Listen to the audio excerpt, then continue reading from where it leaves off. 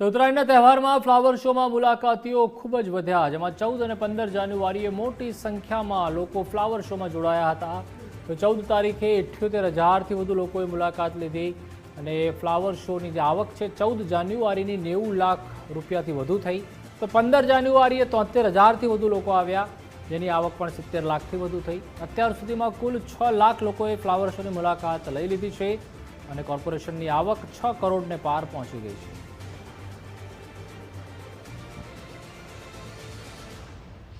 Ahmedabad international flower show 2026નું લોકાર્પણ કરવામાં આવ્યું અને અત્યાર સુધી એ સક્સેસફુલી ચાલી રહ્યો છે। ઉત્તરાયણની વાત કરીએ તો 14મી તારીખે 78,000થી પણ વધુ લોકોએ ફ્લાવર શોની મુલાકાત લીધી।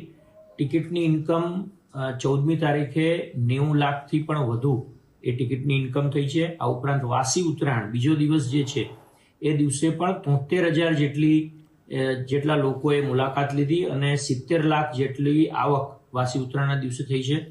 કુલ આંકડો જોઈએ તો અત્યાર સુધીમાં આજનો દિવસ અત્યારે ચાલુ છે ગણીએ તો 6 લાખથી વધુ મુલાકાતીઓએ ફ્લાવર શોની મુલાકાત લીધી છે અને 6 કરોડથી વધુની ઇન્કમ કોર્પોરેશનને ટિકિટથી થઈ છે।